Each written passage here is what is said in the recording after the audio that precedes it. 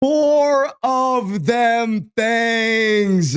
What's going on, everybody, and welcome to the Knicks versus Hornets post-game show. I am your host, Troy, and you could be anywhere in the world tonight. You could be on any other stream, but you chose to be here with me, and I really do appreciate that. We have so much to cover from tonight's game, everything that the Knicks did, because let's face it, it was a tale of two halves, and we're going to get to that. But before I do, I'm not going to open the show like I normally do. Normally, I would ask for subscribers to subscribe, all of that. Not going to do that tonight. What I am going to do, like I did before, but I haven't been able to say it live yet, so please allow me to say it.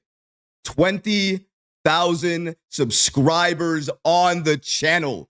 I woke up this morning and had to pinch myself because honestly, I couldn't believe it was real. Reaching 20K was the first goal for this channel. We finally reached it. The next goal is to reach 25K. So hopefully, guys, I can continue to get your support and even more subscribers to join the channel and join this great community that we're creating. So if you love content like this and you enjoy daily Knick updates, please go ahead and hit that subscribe button because honestly, it really does go a long way in terms of the algorithm, making sure our videos pop up in each and every single situation where you find Knicks content, and also just all the love and support that we get from you guys. Thank you guys again. Much love. But let's get to tonight's game because that's why we're really here, right? The Knicks have won 4 straight games. Now, I said in the beginning, this was a tale of two halves, and it really was. In that first quarter, what you could see from the Knicks was they were playing great offense, but their defense really wasn't there. And you could make the argument that their defense wasn't there for that entire second half. That entire first half. For that entire first half, you can make the argument that the Knicks really didn't show up defensively. Offensively, slowly but surely, they got it going. Jalen Brunson and Josh Hart defined the first half. Their scoring, their leadership, their three-point shooting led the Knicks and made it a very close game at half. The Knicks were leading 3 points on the Hornets at halftime. And then the third quarter comes, and the Knicks make the Hornets only score 16 points in the third. And the Knicks go on a barrage, scoring 30-plus points, doing it because of their defense, doing it because of their offense. And the two players that stood out in the second half was Karl-Anthony Towns and OG Anunoby. Defensively, we were stifling. Offensively, we were dominating. When the Knicks look like this, when our offense comes together and it looks this strong, we can beat any team in the NBA. And it's nights like this that prove it. We were dominant offensively and defensively. The Hornets had no answer. They didn't know what they could do, and they didn't know who to go after because each and every time you thought you know who's going to get the ball, who was going to dominate you, the Knicks would switch it up and somebody else would hurt you. It was Cat. It was Brunson. It was OG. It was Hart. It was Mikal Bridges.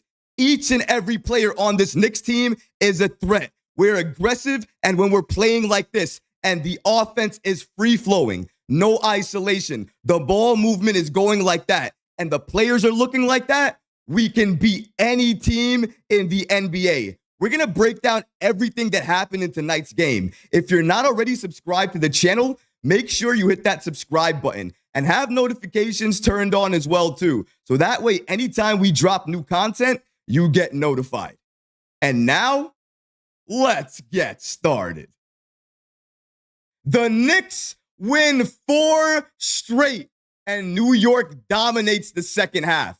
Now, I said the second half because the first half, it really was a tale of two different halves here. The Knicks, when they showed up against the Hornets, I don't know if it's the Hornets going up against them, just playing against them in general. Maybe it's their team, but for some reason, the Hornets wake up against us. They play very good defense against us, and they try to dominate. They did that early. You want to say what you want to say about the Knicks defense in the second half. We will get to that. But Brandon Miller in that first quarter was torching the Knicks, torching our defense, and he was the main reason the Knicks had to wake up because he was lighting us up. We could not stop him. And OG Anunoby, he was his primary defender. OG took a high degree of offense to that. He knew he allowed that to happen. He didn't like that. Come the second quarter, he didn't score again. Brandon Miller did not score another point again against the Knicks because OG Anunoby took it personally. He made sure when he was back in that game, he was stifling. He was playing the passing lane. He was making sure he was dominating defensively, making sure he was getting the Knicks fast break opportunities, transition buckets. The Knicks, when they can play like that, when they can make their defense lead to their offense, they're near unstoppable. Because if they look to attack and there's too many defenders inside, the Knicks have two good shooters on the team. Too many good shooters on the team to allow them to not pass the ball and get other players open. They can swing it to OG. They can swing it to Mikal, to Karl-Anthony Towns, to Jalen Brunson, to Josh Hart. Josh Hart, who was left open so many times in the second quarter. He said, you know what? You're going to leave me open? I'm not going to hesitate. I'm going to shoot this three ball each and every time. And when he did that, he couldn't miss because he was open, he wasn't hesitating, and he was taking those shots. Josh Hart, dominant. Jalen Brunson, dominant. They're the reason that the Knicks were so close and in that game in the first half. Without those two, we would have been down against the Charlotte Hornets. Mark my words. We are not up against the Hornets by halftime if Josh Hart and Jalen Brunson don't go off for us. They were a huge help. But then in that second half, we needed more because to start out that third quarter, we weren't playing with Jalen Brunson and we needed somebody else to give us a spark. Karl-Anthony Towns answered that call aggressively. He knew in that first half he was not playing his best brand of basketball. Even if you can make the argument in that second quarter, he was doing a few good things, right? He was being aggressive in some good plays. He was finding his teammates, but he wasn't playing that Karl-Anthony Towns type of basketball. Not the type of basketball that we're known to right now. Usually for him, he's aggressive. He's attacking. He's trying to get to the line. And he's faking the three and either driving or faking the three and hitting it. He wasn't doing that until the third quarter.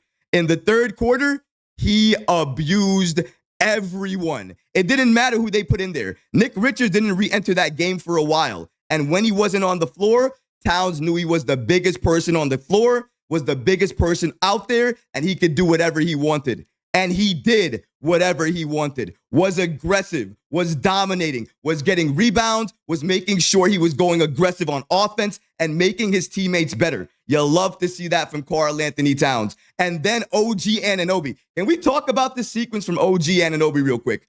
OG in the second half has a sequence. He blocks a shot on one end. And then, not even joking, a few seconds later, he blocks a shot on the other end. And then a play after that, he hits a three. Defense, and offense. It's amazing. We have a super chat to get to, so I want to make sure I get to that before we go to the rest of the show. Because you know how super chats go, guys. Shout out to Sheldon Blackman for giving us the super chat here. I got to make sure I'm going down in this super chat. There we go. Making sure we get that updated. Shout out to Sheldon Blackman, who says in the super chat, "Let's go Knicks. Salute." Salute to you, Sheldon. Thank you so much for the $3 super chat. Again, if you want to get your comments highlighted or you see me talking through the show and you want to get your comments up on the screen here, all you have to do is get that super chat. I do go to the rest of the chat during the rest of the show, after the post game and during the post game, but normally I do that at a certain point in time. If you want to get your comments seen, the super chat is the best way to do that. Shout out to Sheldon. I appreciate you and thank you for your comment.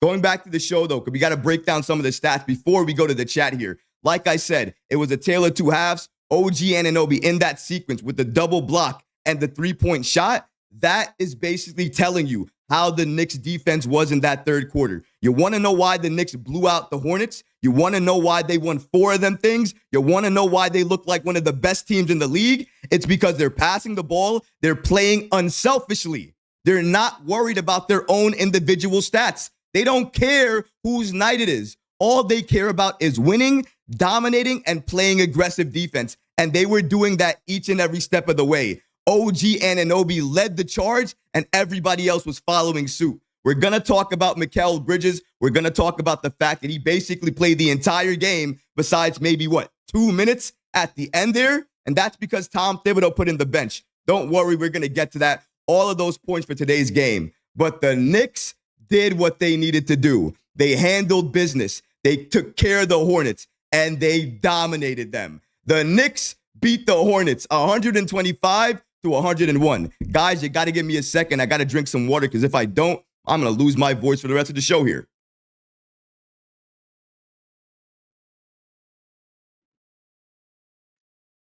All right. Water in me, we're good. So again, final score, Knicks dominate, obliterate, destroy the Charlotte Hornets, 125-101. Some notes here from the half. Obviously, with the Knicks in the first half, they struggled defensively throughout the half, allowing the Hornets to score easily inside and from the perimeter. The perimeter defense from the Knicks right now is still a problem. I will say that before we continue here. Perimeter defense for the Knicks, we're allowing too many open threes still. We did dominate. We did win. But if you look at the offense, we allowed them to play pretty good offense. We allowed them to shoot. And when we allowed them to shoot, they were making those shots. A lot of them were a little bit too open for my liking, especially the threes. We have to work on the perimeter defense because that's going to allow the good teams to shoot themselves back into it. The Hornets, they weren't able to do that, but the Hornets aren't a good team. Other teams that are very good, they will be able to shoot themselves back into the game. So we have to take a look at that moving forward. But like I said before, the Knicks dominated this game. A couple more notes from the first half there. Josh Hart caught fire from deep, connecting with Mikal Bridges for a strong offensive sequence in that that second quarter, actually, in that first half. So he was doing very, very well there for the Knicks. In that third quarter, you saw the Knicks defensive pressure pick up. A lot to do there with OG Anunoby. He set the tone, I thought, for the Knicks defensively, and the Knicks never let up. The Knicks were attacking. They were pushing the ball. They were getting stops and converting on those points. The Knicks were hitting threes. They were moving the ball. Towns got pushed around easy inside. I forget the kid's name. What is it called? Diabate? I think that's what the kid's name was. He pushed Towns inside aggressively. No foul called. Towns took exception to that. He did not like that. So what did he do in response? He didn't foul him. He didn't complain to the referees, even though he was doing that some parts of the night. He took that ball. He was driving down low. Jalen Brunson finds him. He slams that ball so hard on the rim, so hard on this kid's head. I thought that kid was going to be out. I thought the rim was going to break, and I thought Towns was going to get hit with a technical foul because he destroyed that kid. I need that poster. If anybody has it, please send it to me. I do a Good Morning Knicks fan post each and every day, and tomorrow I need it to be Towns destroying that kid. That dunk was absolutely magical. If you didn't see it, I urge you guys to watch it again because Towns was dominant. Amazing performance from Towns. But we have to go to two players that absolutely helped the Knicks win this game tonight. You know, we're going to talk about Jalen Brunson and Mikal Bridges. I got to focus on the captain because for me, the captain is most important right now. Jalen Brunson tonight, 24 points, 5 assists, 1 steal, 65% from the field, 5 of 6 from 3, didn't play in the fourth quarter. Now, we're going to get to why he didn't play in the fourth quarter, but let's talk about what he did do. Jalen Brunson has become the perfect player in terms of understanding when to do what he's best at. Jalen Brunson is the best scorer we have on the Knicks. You could argue with me forever. He's the best scorer we have on this team. Offensively, there is nobody that can do what he does. He can score on every level. Use his body in a way that nobody else can does. Use his body in a way that nobody else can do. He gives other defenders fits. They don't know how to defend him. Jalen Brunson, he recognized in that first quarter, nobody had it going. Nobody for the Knicks could do anything on offense. So what did he do? He stepped up and he gave you the most first quarter points that he scored in a first quarter at all this season. I believe it was what? 14 points, 15 points. I got to look at the number straight. Forget exactly what the number was. 19. Scoring 19. It was 19 points. 19 is ridiculous. I'm going to look at the entire stat line again. But Jalen Brunson scoring that many points in the first quarter lets you understand exactly what is needed. He knew he needed to score to keep the Knicks in the game. Because he did that, we were close in the first quarter. The second quarter, we saw Josh Hart go off. He gave us efficient numbers, efficient threes, and he was able to get the Knicks the lead sometimes. We were going back and forth, but at halftime, we were able to secure the lead. Josh Hart, Jalen Brunson, a very big part of that. Now, I mentioned that Jalen did not play in that fourth quarter, right?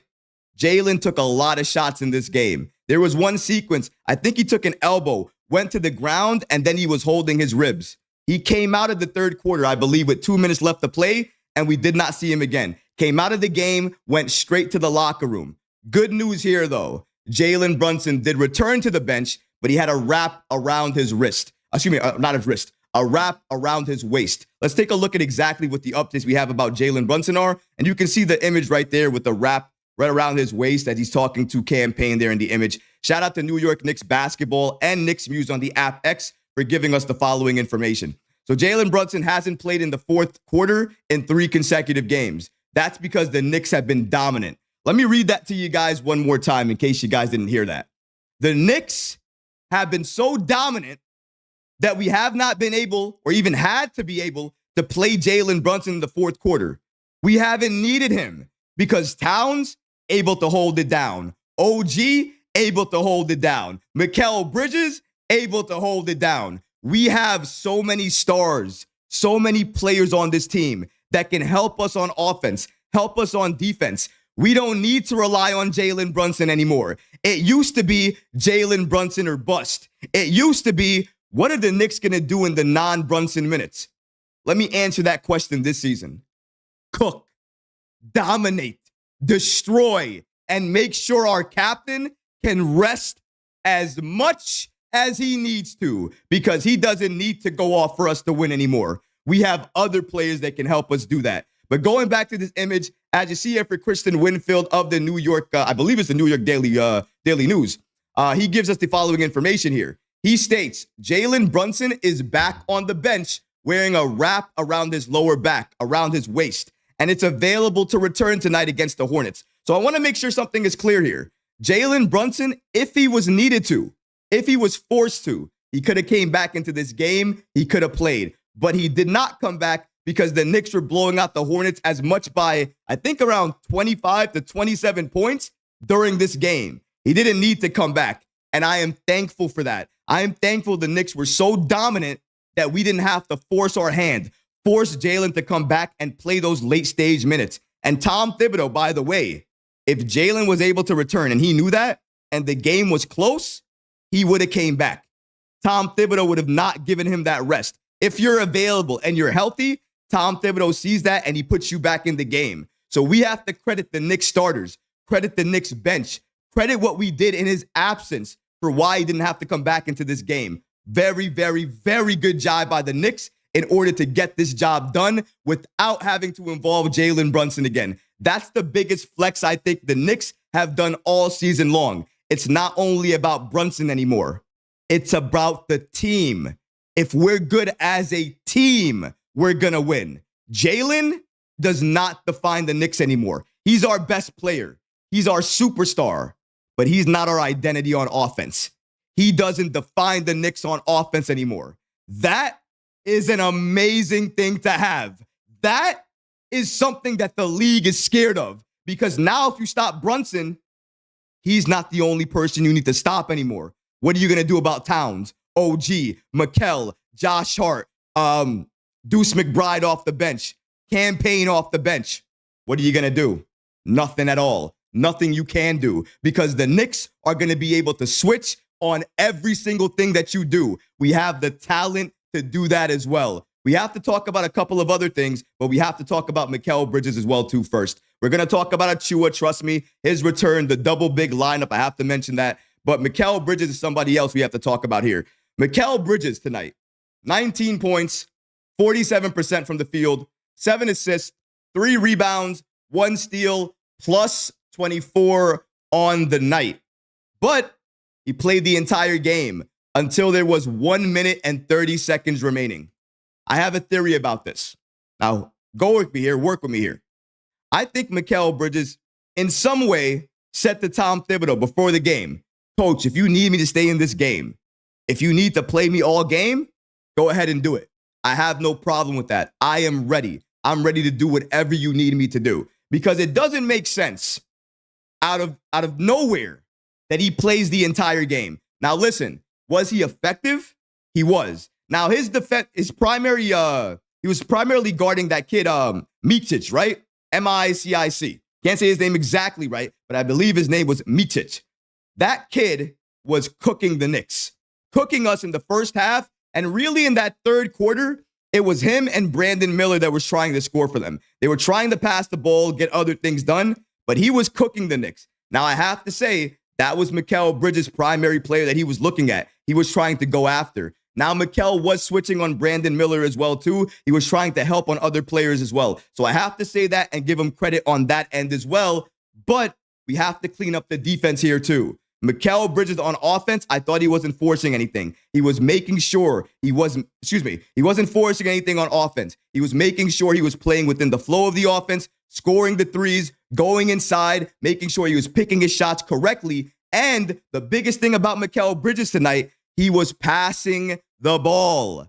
Passing the ball. He's a playmaker. I've said it before. If you put the ball in Mikal Bridges' hands, good things are going to happen. He can move the ball with the best of them. He was doing it in Brooklyn, and I knew he could do it with the Knicks. And lo and behold, I think it was in the first half. The first half, he had 6 assists already. He ended it with that. That means he can definitely do some more playmaking if he's asked to. I need to see him with the ball in his hands more. And maybe with Achua coming back, and maybe with Tom Thibodeau expanding the bench, maybe the starters rest more, and you see Mikal Bridges be the only lone starter with the bench unit. I thought that was going to be his role starting the season. Maybe now as we're getting healthier, that's going to start happening. But he still played a lot of minutes tonight in a blowout game. I don't know, man. I think we have to talk about that. Do you really want to see Mikal Bridges play all of these minutes, even in a blowout? Maybe he asked for it. Maybe Tom Thibodeau had a plan in mind. Maybe he wanted to get him going. Maybe this was the best way possible. But I don't know. I think there are other ways to do it without stretching your players and stressing them so much, playing them so many minutes. He played all of the minutes except the last 1 minute and 30 seconds. He did have 7 assists, did have 19 points. He was a plus 24 for the game. I understand that. But playing all of those minutes, guys, I'm a little concerned, especially in a blowout. Maybe we'll learn more about why this happened in the next coming days. If we do, we're definitely going to drop a video about it. I'll make sure you guys understand exactly, what happened with the Knicks and what they're trying to do. But again, thank you guys for joining the stream. We have a lot of people in here. I appreciate all you guys. If you guys haven't done so already, smash the like button. It really helps the algorithm and this video get in that. And also subscribe to the channel if you're not already subscribed. We just reached the 20K mark and we're trying to hit the 25K mark. But a couple of other stats here before we go to the chat gang and hear what you guys have to say. So, where's the next slide here? There we go. So we're going to Karl-Anthony Towns here tonight. Now, Karl-Anthony Towns tonight, like I said before, that first half, he did not do what we needed him to do. He was not really dominant. And the Hornet players were attacking him inside. We have to face that. They were aggressive down low. They were pushing him around. They were trying to get what they wanted inside. And when they penetrated, they passed the ball directly to the corner, and they were able to get open shots. I think we all saw that. So Karl-Anthony Towns, for everything he's doing well on offense, and he's doing a lot good on defense in terms of the rebounding as well. And he's also starting to get blocks. So he's doing a little bit better defensively. I want to give him credit for that. He still needs to clean it up a little bit. I think he helps too much sometimes. And when he does that, he's vulnerable to get caught with the back door, or sometimes he'll be pulled out of the paint and other players will attack. They'll cut inside and it'll be an easy basket for them. Towns needs to understand that with his position at the 5 sometimes, he can't go so easily out of the paint, because once he does that, it's an easy basket for the other team. They're going to spot that and they're going to jump right inside. So something to understand there. But Towns still had a very dominant game. 27 points, 9 of 15 from the field. 9 of 15 from the field, 16 rebounds, 2 blocks. I mean, Karl-Anthony Towns tonight, in the second half. That's the half that Towns defined for us. We scored 30 plus points in that quarter. A lot of those points were because of Karl-Anthony Towns, his dominance, what he was doing, not only on the defensive side of the ball, because I thought in that third quarter, what the Knicks were stopping to allow was their penetration. The Hornets were penetrating a lot in the second quarter, a lot in that first half. The Knicks took it away in that third quarter. They said, you're going to try to do this to us? You're going to have to shoot against us now. If you want to try to shoot the three or try to shoot the mid-range, go ahead. But if you try to penetrate against us, we're going to collapse on you, try to take the ball away from you, and try to be disruptive. They were doing that. That led to fast break points, to better transition buckets. We saw that from Josh Hart, from OG Anunoby, and from Karl-Anthony Towns. That monster dunk that he had on the rookie was a transition basket from Jalen Brunson to Karl-Anthony Towns, and he dominated, dunked it, nearly broke the rim on his head.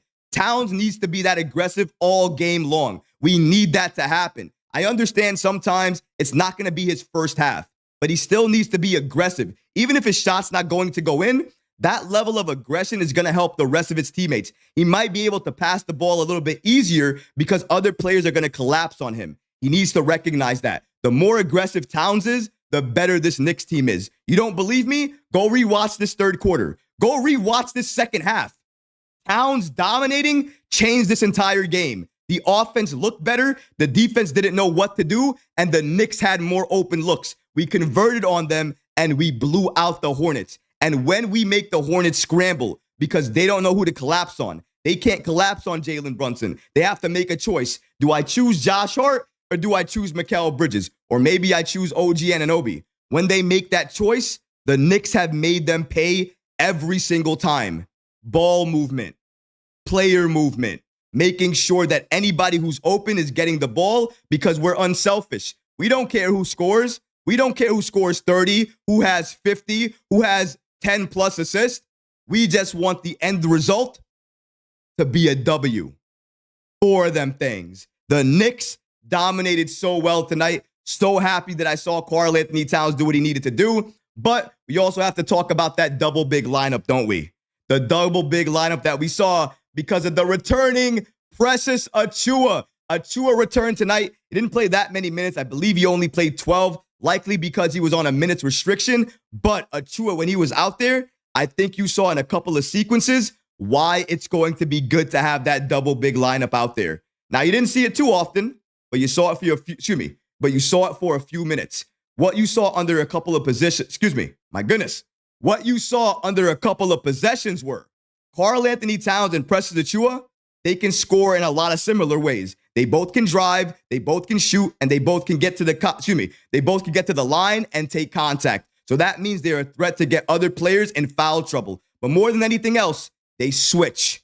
They switch so well. They switch, and they can do it on offense and on defense. That's what I love about those two. And on defense, we saw it a couple of times when Towns was trying to get the power forward, but he lost his man. Precious Achiuwa was able to pick that guy up, and Towns was able to switch back on Achiuwa's man. That's what they're able to do. They're able to switch very easily off each other. I don't think that Jericho Sims and Towns can do that easily. I don't even think that Mitchell Robinson and Karl-Anthony Towns are going to be able to do that easily. They're going to be able to play different defense. Maybe it's going to be dominant in other ways. But Achiuwa, the way he moves, the way he can play offense, he doesn't need the ball in his hands to be effective, to move everywhere on the court. That's why we're seeing great play from this Knicks team, because everybody understands if they move without the ball, they're going to get rewarded with the ball. That's why they're playing that way. That's why, my goodness, I can't talk right now. I'm so excited.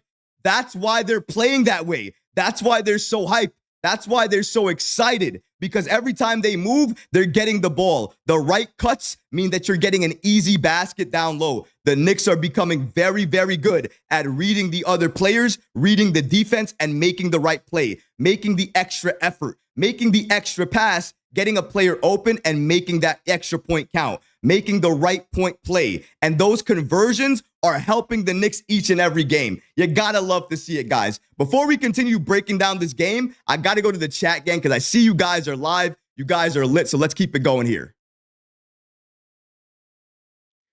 Jay Dragon says, I'm still waiting for the full game highlights to come up. Ronald says, why is Bridges playing 45 minutes? I really don't know why he's playing 45 minutes, guys. He should not have been playing that many minutes. But I did say early on, I think the reason he was playing that many minutes was really because he had a conversation with Tom Thibodeau before the game. It had to happen. Something like that had to occur. It doesn't make sense to me why he plays so many minutes. And he was doing it in a blowout too. I think it was on Tom Thibodeau, but it had to be on Mikal Bridges. A conversation had to happen. Once we learn more information, I'll definitely get back to you on that. David says, OG Anunoby for All-Star game. He was a beast all night long. 4 steals, 2 blocks, so many points, rebounding like a madman. OG equals All-Star. I mean, I'm not going to complain. I'm definitely not going to say anything about that. 4 of them things. We won 4 of them things. You gotta love that, man. Jovan says, I think that's how I say it, right? Yova? I'm going to say it like that. Yova. Troy, do you think we need a trade for a good bench player? Honestly, I don't think we need to make a trade. I think the Knicks just need to remain patient. At this point, we're getting the players that the Knicks would probably want to trade for. You want defensive players back. You want defensive pieces back, right? OG Anunoby, defensive pieces. Excuse me. OG Anunoby's already a great defender, right? But now you want players to pair with him. The players we're going to get back, Precious Achiuwa, Landry Shamet, Mitchell Robinson, all of those players are defensive-minded players. So the players you want to trade for, you're likely getting back on this team anyways because we're getting healthier. Something to consider there. Yuri says, nah, I like it at the same time, and at the same time, I don't. I like it because he was showcasing his defense and was improving. I didn't like it because it was a freak accident and can happen, like with JB. So you're talking about, I think, with the minutes and what's happening there. Listen, I think with OG and Anunoby, I think with the minutes in general, Tom Thibodeau needs to watch that. We're not going to be a good team if we're playing all our guys so many minutes and we're destroying them in the process. We have to trust our bench. We have to, because if we don't, we're going to get more games like this.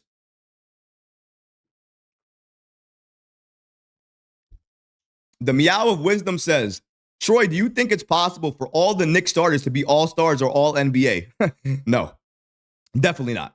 The NBA would never do that. The NBA would never allow all the Knicks to be all-stars or all-NBA. I'm assuming you're talking about the starters, not even the starters. Now, I think the most you ever star was the Golden State Warriors. A couple of years ago, they had 3 players on that team. I don't even think the Knicks are going to get that. Listen, as much as New York loves the Knicks, as much as we love them and we love seeing what they're doing and everything like that, I doubt that the NBA loves us that much, especially with everything going on, all the investigations they're doing, all of that stuff. I think the Knicks would be lucky if we get Jalen Brunson and Karl-Anthony Towns named to that all-star team. And I think they both deserve it right now. But I don't know if they both will get it because of all the talent in the East. It's also about the fan vote as well, too. And the fan vote weighs a lot more than anything else. And a lot of times, New York just doesn't vote. Got to call out where it is. New York doesn't vote. We just don't. Everybody else does. I see it. But New York, we lag behind. That's why sometimes it's a little concerning. Hopefully, now that we're a contender, most of us will go out there, will vote more. We'll try to get these guys in the game like they deserve. But I think it's probably going to be 2 players. Let's see here. 119% says for same 5-6 picks, could have gotten Markkanen, Kessler deal. Okay, we're talking about picks now. All right.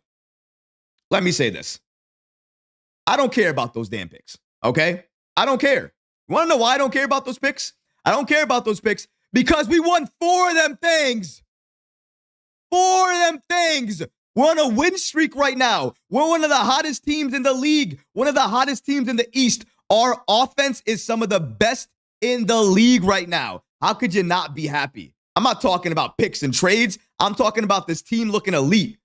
Carl Knight says, Hawks had 4 All-Stars in 2016, I believe. I don't think they had 4. Unless you're talking about reserves. Maybe they were voted in. I don't know. I have to check that. I don't know if it was 4, though. I think the Hawks may have had 2. 2 at most. Maybe 3. Maybe. I don't think it was 4, though. I think 3 was the most I ever saw. Let's see here.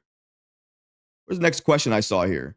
David says, Troy, how many Knicks will be All-Stars are you predicting? I'm thinking 2. Only 2. I don't think you're going to get 3, guys. You're not going to get 3 All-Stars, guys. You're going to get about 2. That's the way the NBA is going to work. The NBA is not going to gift the Knicks 3 All-Stars. 2 at most, probably. Last question, and then we're gonna go to the rest of the comments. No, last question, and then we're gonna, excuse me. Last question, and then we're gonna go to the rest of the game, the stats and everything that we're gonna break down for that. So let's see who has a question here. Let's see who we're gonna go to. You know what? We're just gonna go to Yuri because Yuri's been here. He's been a moderator for so long. Let's see what he has to say.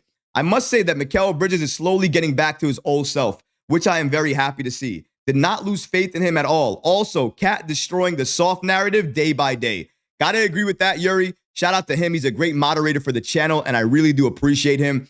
So shout out to him. If you see him on the channel, you see him in the chat when you're speaking around, just know he's a great member and moderator of the channel, and he's gonna be here for a while. So appreciate him and always give him some love if you see him around. But going back to what he was saying, I think Mikal Bridges right now is slowly starting to find his role on offense. He's starting to pick apart his defenders. One thing I loved about Mikal Bridges tonight was the way he was attacking. He was getting to the line. Mikal Bridges getting to the line was something that I was not expecting. He wasn't doing that all season long. If Mikal Bridges has the ball in his hands, if he's passing the ball, if he's attacking, if he's getting to the line, if he's making his free throws, he's getting other players involved. We're watching his minutes, and we're also making sure he's effective when he's out there. He's having an impact.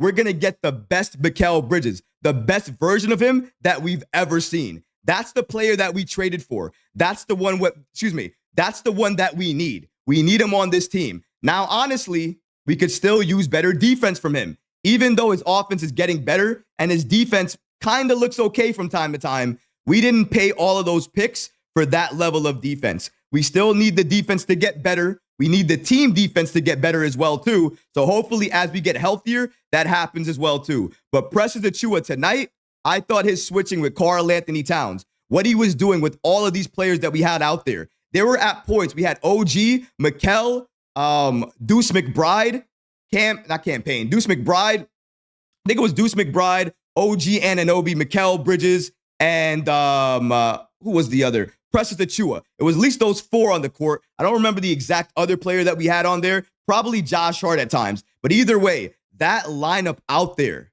they can switch defensively on everything. They can attack on everything. They can score on everywhere on the court. They're a threat inside and outside. And defensively, because they can switch so easily and they don't give up height, they don't really give up that much size, and all of them are so strong, it makes the Knicks so dangerous. It's probably one of their deadliest lineups that I saw tonight. And we didn't even see it for that many minutes. That means we can still get better as a team. Better defensively, better on offense. And Achiuwa is the key to that because of the way he moves off ball, the way he can get that defense intact.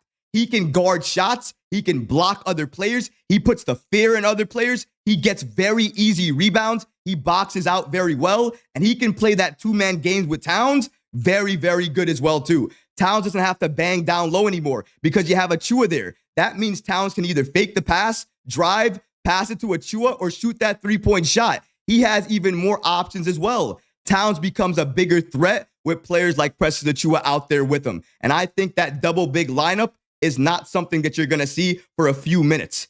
You're going to start to see it maybe to close out games. Once Achiuwa is fully healthy, I believe that you're going to see that. But let's go ahead and continue here. Let's break down some more of the stats here. We got to talk about OG Anunoby, guys, because OG for me, I mean, my goodness. What can you say about OG? I'm losing words to describe this man at this point. OG Anunoby tonight, 25 points, 6 rebounds, 4 steals, 2 blocks, 2 assists. He is worth every penny according to Knicks Muse, and I have to agree. OG Anunoby, that first quarter, his defense wasn't OG Anunoby defense. He was getting beat very easily, but you got to give credit to Brandon Miller. He came up, he came to show out, and he was playing some of the best basketball that we've seen. OG, from the second quarter on, played the best defense that I've ever seen. He took the matchup personally. He took that first quarter personally. He took getting beat personally. And each and every time he could, he was making it hard on Miller. He was attacking him, aggressive on him, hounding him on his neck. Every time he would get the ball, draped over him, making sure he would get the ball out of his hands, pass it to an open cutter, pass it to an open cutter that's driving down low, and they would get the ball and they would convert some points. Or OG Anunoby would take the ball and he would drive down low, go all the way to the basket. He would jam it down, go to the line, or jam it down, and we're converting. OG and that slam is becoming one of his patented moves. It's becoming a play that I'm always looking for now. I think I'm counting OG's slams at this point. I am counting his dunks that he's doing each and every game because it looks like he's going for a record. It looks like when he's out there, he's having so much fun. He is playing within the flow of the offense, taking exactly what the defense is giving them. And then on defense, block shot, 3-point shot.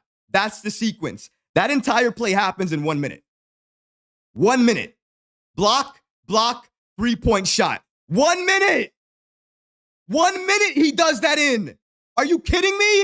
OG Anunoby for most improved player. I don't care. You want to look at the numbers? You want to say he's not involved that much in offense? When he is involved, he's efficient. On defense, he's game-changing. And without him, this Knicks team does not have 4 straight victories. We do not win like this. We do not get as many wins as we have right now, beating the teams that we've beaten right now, doing what we've been doing right now. The Knicks are putting on a show, and we have to understand that. I think I got a message real quick. Give me 1 second, guys. I want to make sure I didn't miss anything. This is from Twitter. It's important.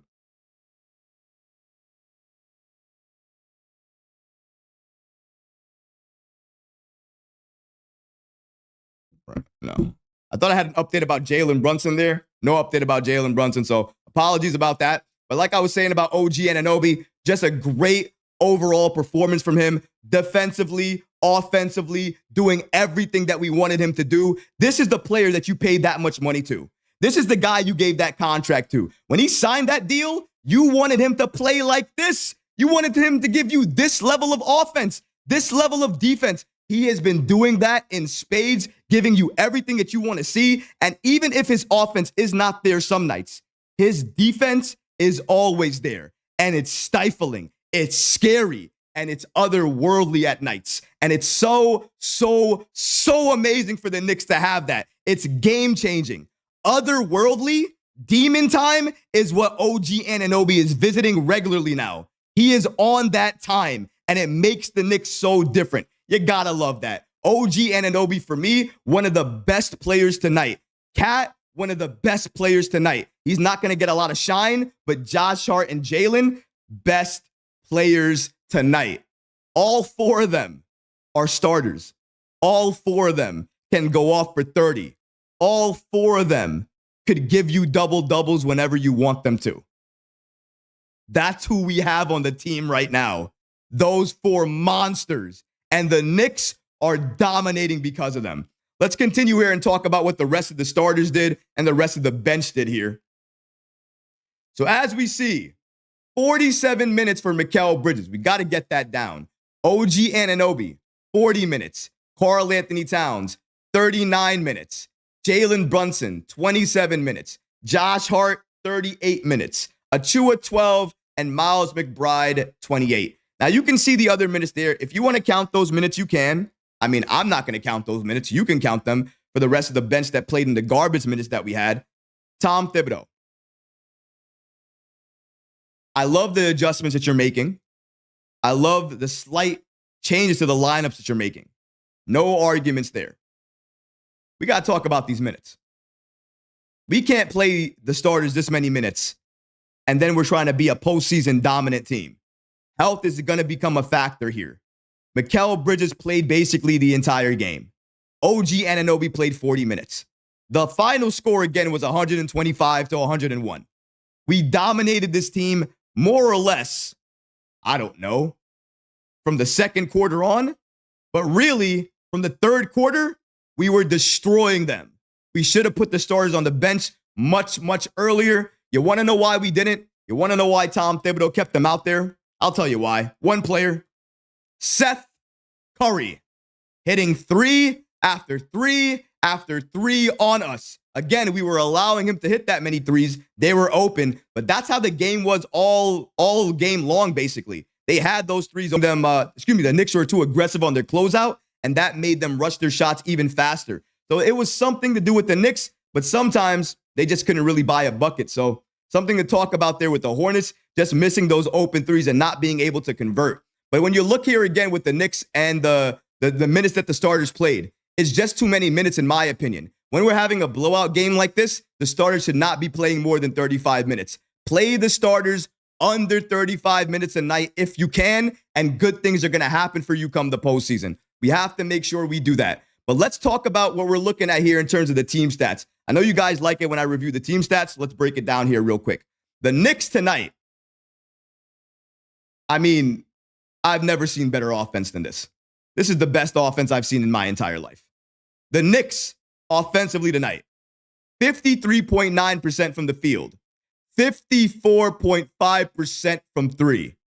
I can't believe that's even a real stat. I can't believe that's even a real number. 50 plus from three and from the field, and you shoot better from three? How do you beat that? And then the Knicks can switch on everything, given the lineup that they have out there, the defense that they can play. How do you beat that? How do you beat that? How do you beat that? How do you beat that? 53.9%, 54.5% turnovers, 9 under double-digit turnovers. That's the team I know. 14, 15, 16 turnovers. What were we doing those last couple of games? That's not us. We don't do that. We don't turn the ball over like that. 9 turnovers. I'll take that. I can live with 9 turnovers. You know what else I can live with? 54.5% from three. Oh my goodness. You're not beating the Knicks when we're doing that. When we play defense the way we're playing defense in that third quarter and doing all of this, how do you expect to beat? You can't beat us. You can't do anything against us. Let's take a look at what the Hornets were doing. Conversely, the Hornets from the field, 44.9%, 37.5%. You want to know where they lost the game? It's right there. 37.5% from the three-point line, 11 turnovers, and 40 rebounds. So look, we have to make sure we're clear here. Look at those team stats. They all pretty much look the same, right?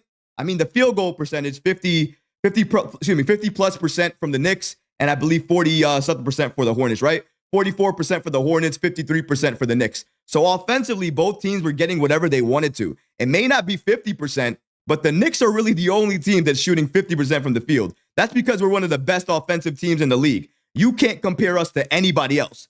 The Hornets shooting about 44%. That's very good offensive numbers for them. So that means they're getting what they want on offense, but they're not getting what they need from the three-point line. Look at the rebounds, pretty much the same. The turnovers, pretty much the same. Let's go to the team stats like we do. Look at the points in the paint. Points in the paint, 36 for the Hornets, 40 for the Knicks. So that's pretty close. In terms of blocks, they're tied, 4-4. That's pretty close. Team assists, 29 for the Knicks, 27 for the Hornets. So all of that is pretty close. The team stats already show it to you guys. The team stats prove it to you guys. All the things that the Knicks were doing well, the Hornets were doing very well as well too. There are only a few stats that separated why the Knicks won this game. 3-point shooting was definitely one of them. But there was another stat buried in there. And it was one main reason why the Knicks won this game. Transition buckets, fast break points, and the ability to turn defense into offense. And the Knicks were doing that by getting those plays, taking the ball away from other players, getting those steals, playing the passing lane, passing the ball up court, and finishing strong. 22 fast break points to the Hornets 7. 22-7. That matters. In terms of fouls, the Knicks had 13 fouls. The Hornets had 22 fouls. That means the Knicks were getting to the line a lot. And they did. In terms of free throws, free throw percentage, the Knicks shot 78% and the Hornets shot 60%. The Hornets only went to the line 10 times. The Knicks went to the line 32 times in this game. I don't want to ever see the Knicks not go to the line as many times as that. We're obviously capable of doing that. We don't get to the line enough. We really don't. But clearly, we can. We have the personnel to do so. And when we get to the line, we can be efficient there. We scored 25 points at the line. That's the difference right there. In terms of three-point shots, we allowed them to shoot 43 pointers.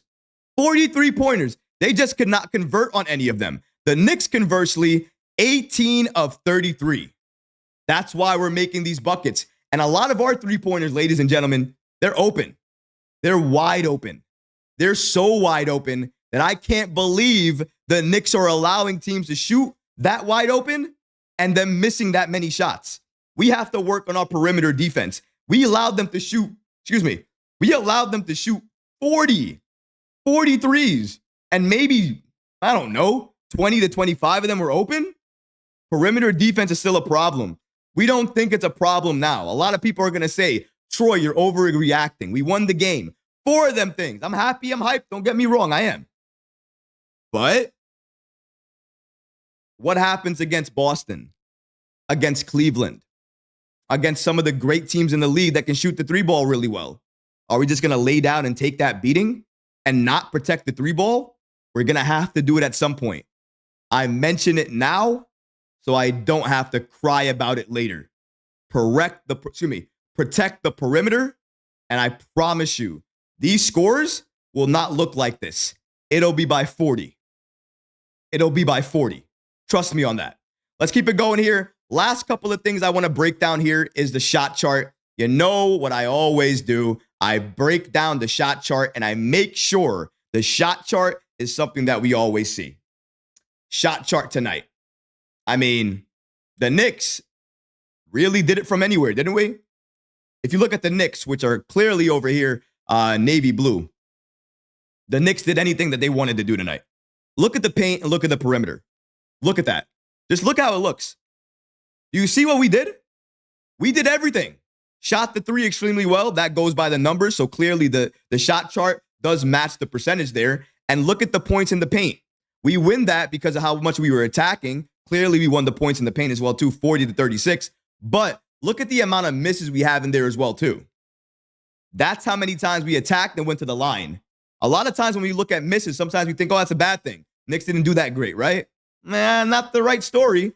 How many times did we go to the line? 32 free throws. That's why there's so many misses. I just wish we were able to convert a lot more to go to the line for and ones. But I'm not going to complain if we were taking on the defense, getting them into foul trouble, and going to the line.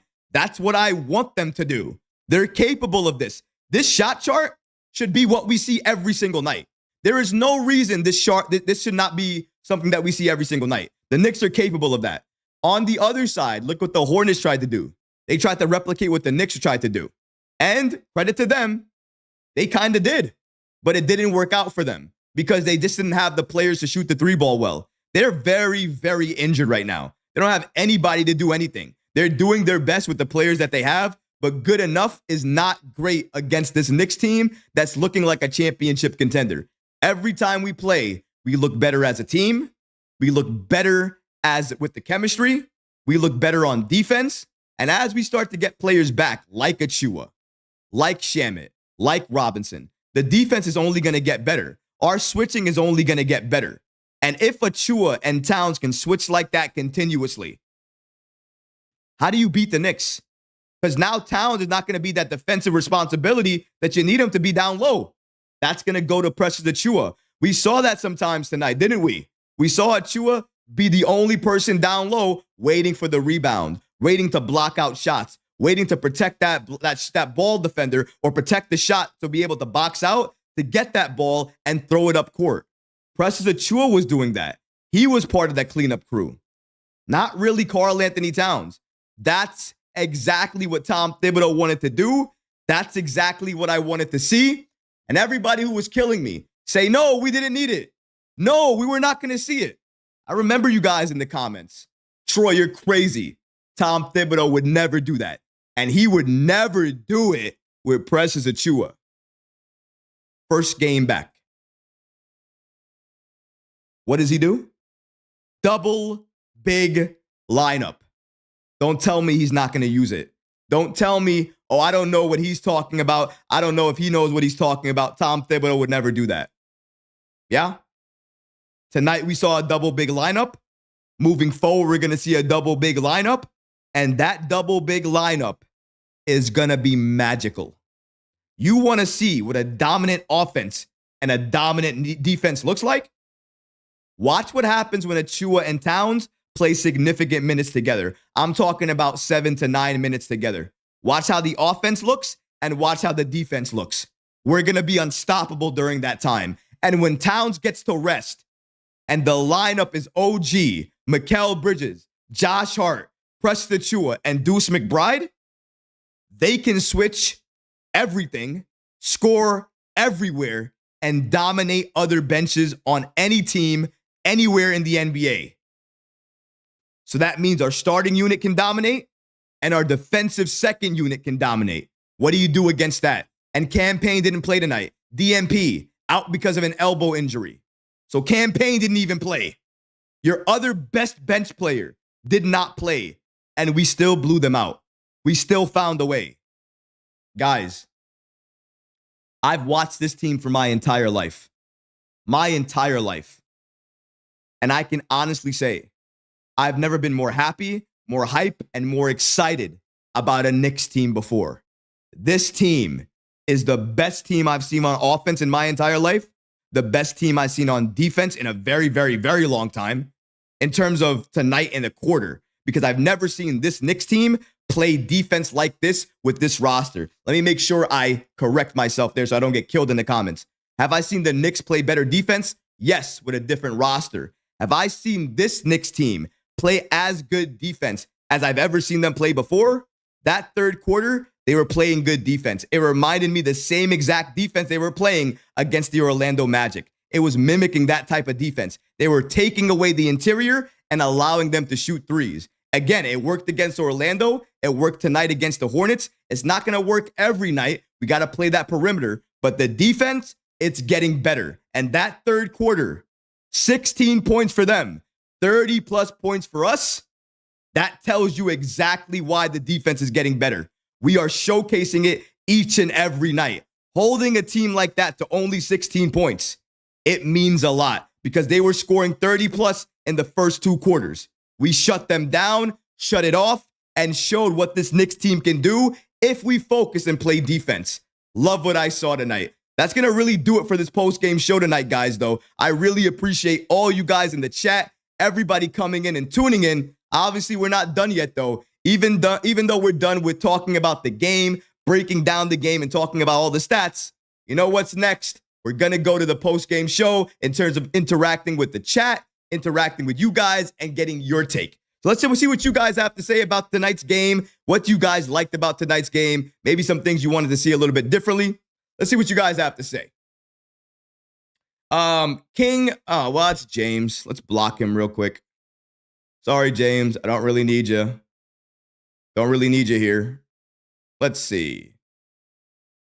I wish I could have, done something different for you, buddy, but, you want to be a hater after the Knicks really won. Doesn't really matter. I'll wait for you to create another burner account, though, because I know you're going to create another burner account. And once you do, I'll be very, very happy to shut that one down as well, too.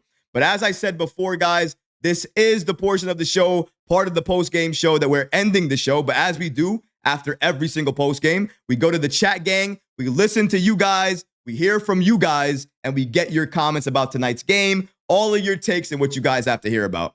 Listen, Yuri, it's okay. It happens every single time. He just creates a number of different accounts. I'm kind of used to it at this point, but he's not going to rain on my sunshine, is he? Not going to take it away from me. I am extremely hyped that the Knicks have won 4 of them things. We are a win streak team right now. We are dominating offense and defensively. There's nothing to hate about. He's hating because he knows the Nets are never going to be this good, and the Knicks in their first year look like we're one of the best teams in the league. It's a great time to be a Knicks fan. Let's keep it going, guys. If you have some comments, let's get it going in the chat. If you have any questions for me, maybe some questions about certain players, things like that, I would love to hear from you guys. You guys might see me jump in and out of the chat if you guys ask a really good question, just because I might want to clip some of those things and put them together in another video at some point in time down the road with your questions, just to give back to the community in another way, just get more content out to you guys.